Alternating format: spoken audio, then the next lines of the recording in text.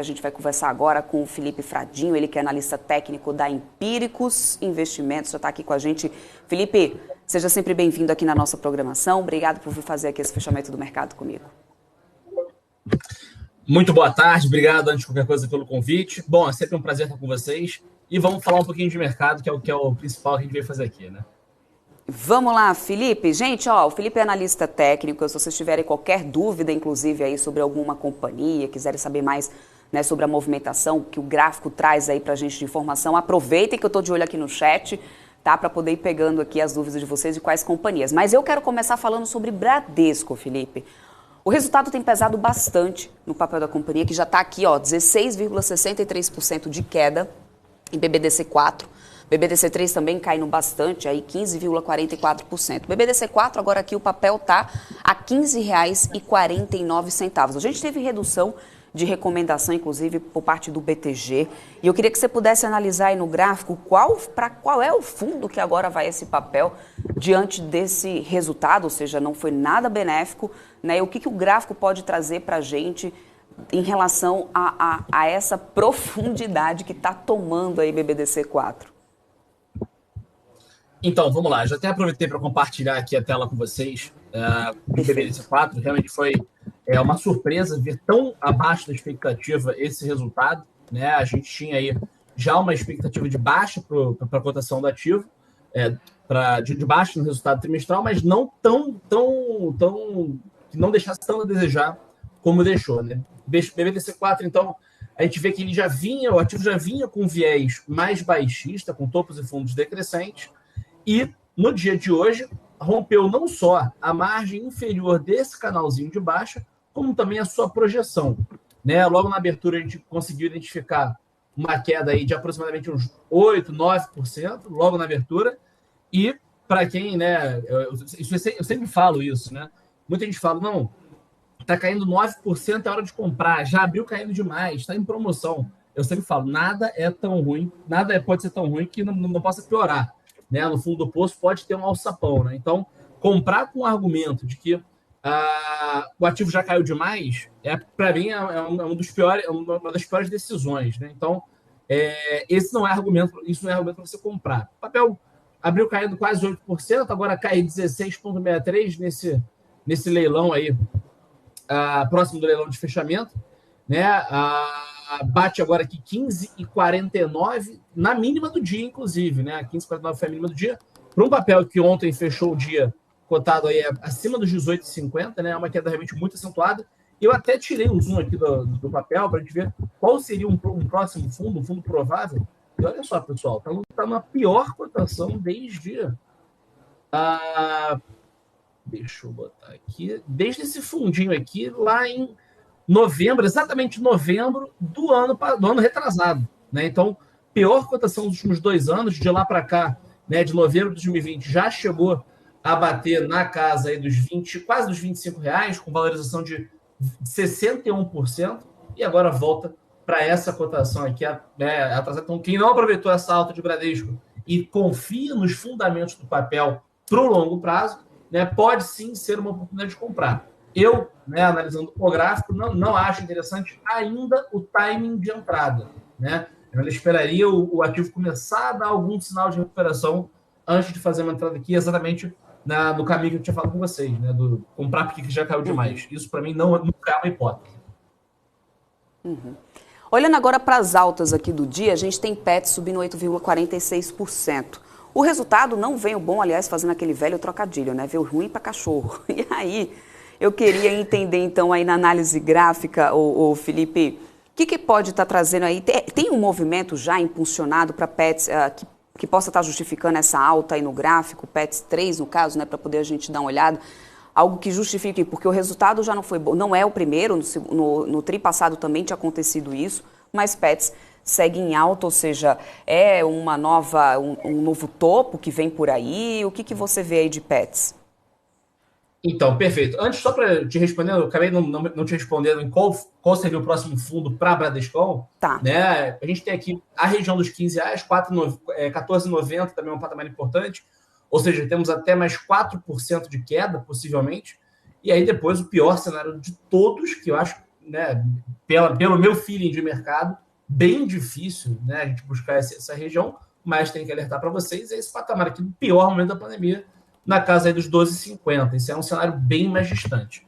Mas voltando para Pets, né? Vamos lá então, Pets.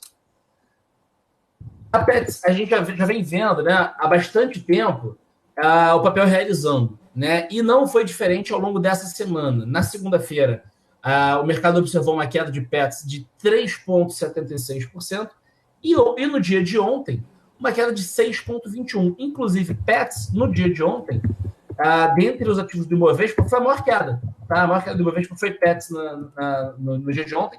Então, essa alta hoje de 8,5%, do meu ponto de vista, né, é o mercado explicando, olha, o resultado veio ruim, porém não veio tão ruim quanto era esperado. Né? A gente já conseguia ver nos últimos 30 dias aí, desde do dia 7 de outubro, uma queda muito expressiva no papel, né? Do dia 7 até o dia 26, o papel chegou a cair 27,5%.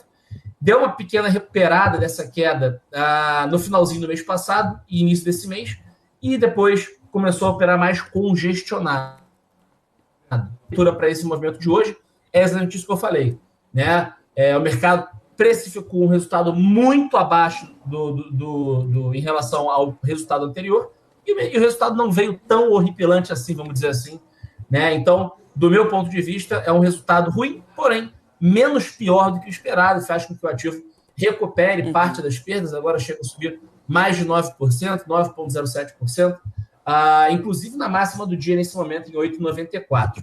Quando a gente observa aqui o gráfico semanal, o papel ainda cai, mesmo com essa alta de 9% agora, caiu 1,11%.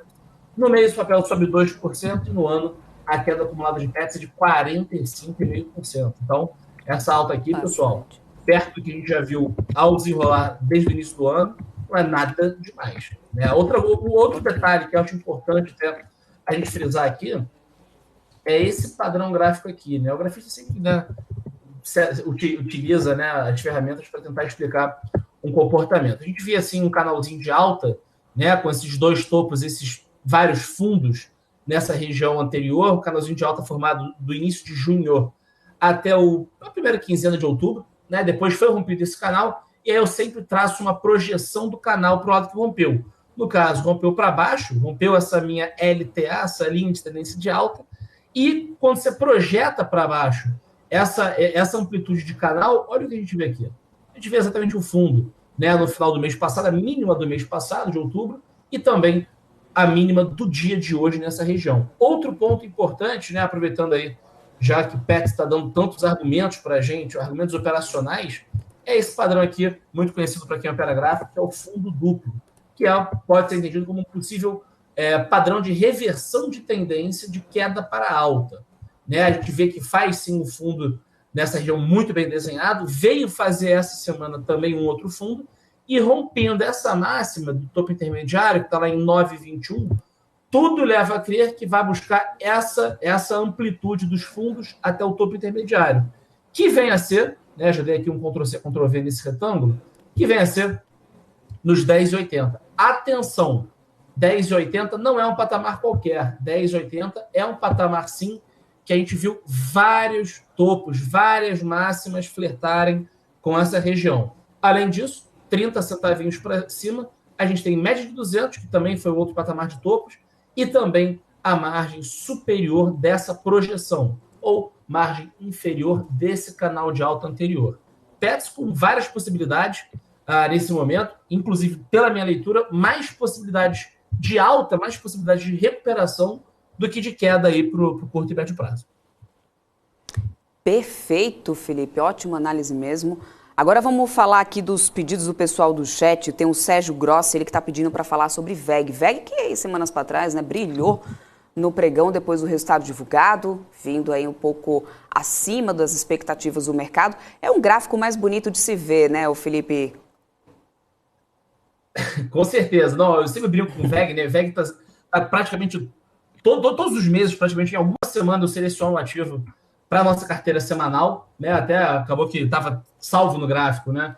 Uma operação que a gente fez aqui de swing trade, que acabou dando 11,08% nas últimas semanas, até vou apagar aqui para limpar, a minha entrada foi aqui nesse comprimento de topo, até vou limpar aqui a minha tela para não poluir. Bom, e VEG, quando a gente olha, eu sempre tiro o zoom total de VEG para mostrar o gráfico do ativo, né? Então, se alguém tem alguma dúvida sobre VEG, né, não tem por que ter dúvida, né? O papel realmente tem um gráfico totalmente ascendente em todos os períodos, inclusive, pessoal, a gente viu aqui no ano passado o papel perder muito valor, né? A VEG chegou a ser negociada aqui na casa dos R$ 45, né? 45,70, e nesse ano chegou a bater na mínima aqui nos 22, chegou a perder 50% do seu valor de mercado. No médio prazo, a gente observa também, né, observando o ano passado inteiro até o atual momento, a gente vê um belo canal de baixa, né, que chegou a ser rompido, mas logo já fez aqui né, a gente chama de ombro, cabeça, ombro invertido, né, um viés de recuperação, e o pessoal não parou por aqui. Né, não parou, não voltou ao canal e se respeitou como resistência para voltar a cair. Não.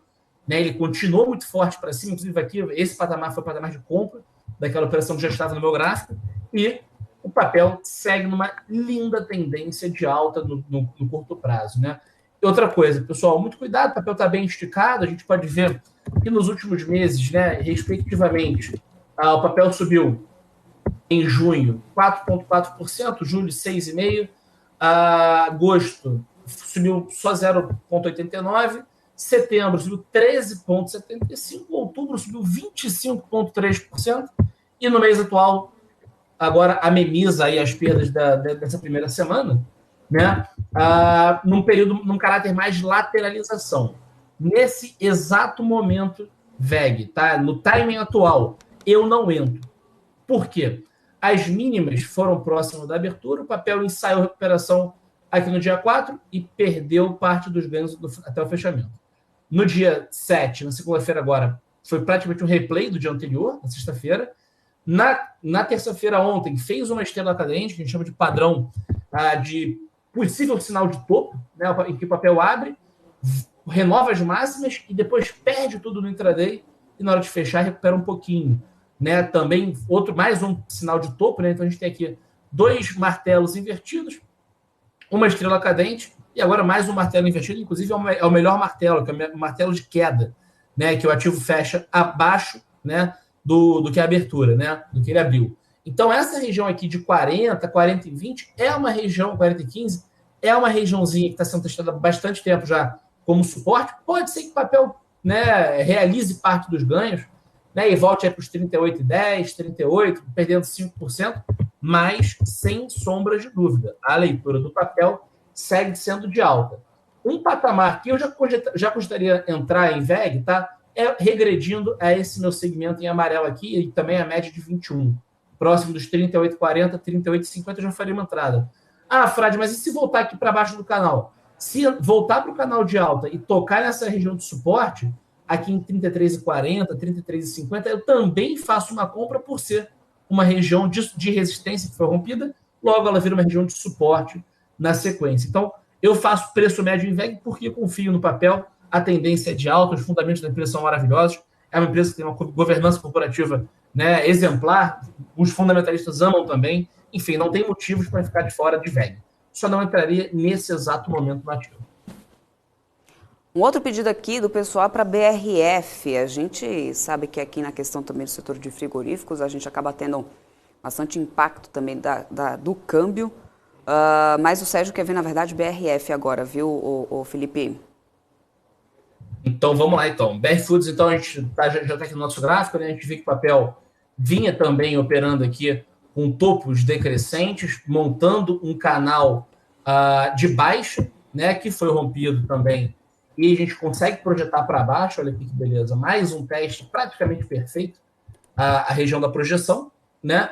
O papel volta para as médias de 200, porém, diferentemente de VEG, ele não consegue romper esse canal de alta e voltar para cima, não. Ele rompeu, voltou para dentro do canal, mas já voltou para baixo dessa projeção. Inclusive, tudo leva a crer que BR Foods bate aqui no fundo do mês passado, né, no fundo de outubro, que foi na região de 11,92, está flertando hoje com o suporte dos R$ 12, do 12 bola a bola, que a gente chama, o número redondo sempre costuma travar, para depois, quem sabe, testar a mínima aí do ano. Né? A mínima do ano foi no dia 9 de maio, lá em 11,71. Perdendo os 11,70, a BR Foods, o pessoal tende a sofrer demais e buscar também aí, quem sabe, né, as mínimas do período da pandemia, né, do auge da pandemia aí, que foi aqui na região dos 11,50, dia 16 de março, da semana do dia 16 de março de 2020, né, quando bateu aí 11,50. Ou seja, BR Foods, nesse exato momento, eu não compro nem no curto, nem no médio, nem no longo prazo. Para mim, o papel, para você ficar de fora, observar o papel aí, aqui nos últimos 8 anos, a gente vai ver uma belíssima tendência de queda e que, diferentemente de Pets, né, só tem argumentos para continuar nessa queda. Não vejo pontos positivos para a entrada em BR Foods agora, não. Perfeito. Vamos dar uma olhada agora no índice para a gente ir caminhando, para daqui a pouquinho já encerrando aqui essa nossa avaliação, índice Bovespa que está chegando já praticamente aí no fim desse pregão, 17,47. Índice Bovespa que muita gente esperava ali uma resposta negativa na semana passada, depois do resultado das eleições. Passou uma semana meio que de lua de mel, eu diria assim, ou Felipe me corrija se eu estiver errada. Agora a gente começa a ver, né, o índice retomando aí uns patamares que a gente acompanhava já na semana anterior das eleições. Claro, temos essa temporada de resultados, trazendo resultados que estão, né, prejudicando bastante, mas no gráfico, o que a gente pode esperar desse índice Ibovespa? Para que lado realmente a gente vai, independente do cenário, né, o que o gráfico nos diz? Vamos lá então, Débora. O Ibovespa, né, você falou muito bem em relação à lua de mel, até ontem, inclusive, né, a gente comentou nos nossos textos de fechamento do relatório que a gente mandou no Telegram, né, o título foi o fim da lua de mel, né, inclusive. Hoje a gente vê uma queda aqui de 2%, na realidade foi na segunda-feira, quando teve uma queda bem expressiva de 2,38%. A gente vê aqui que, na realidade, né, o papel foi subindo na semana passada e nessa semana já nos apresenta um aspecto de realização muito forte. A queda acumulada da semana está em 4,21% e tem espaço para continuar a cair. Né? A gente tem aqui um suporte muito forte no gráfico semanal, nos 112.100 pontos, que seria uma queda de apenas 1%. Caindo mais 1%, a gente chega nessa região.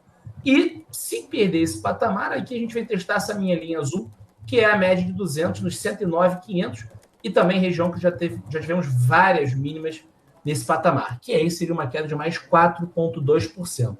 Se de fato, pessoal, chegar a romper essa média de 21, que é essa curva rosa, depois chegar a romper essa nossa média de 200, dos 109.500, pessoal, aí o papel volta para dentro desse canal de baixa e aí a gente começa a ter um cenário mais nebuloso.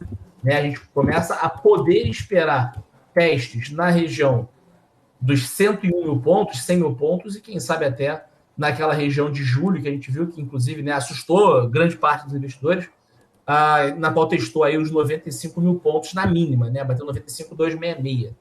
Tudo vai depender agora, conforme os nomes, né, indicados pelo novo presidente Luiz Inácio Lula da Silva vai nomear para os cargos, principalmente da equipe econômica. Né? Então, o mercado todo está atento aí à repercussão dessa transição política e os patamares para você ficar atento são esses.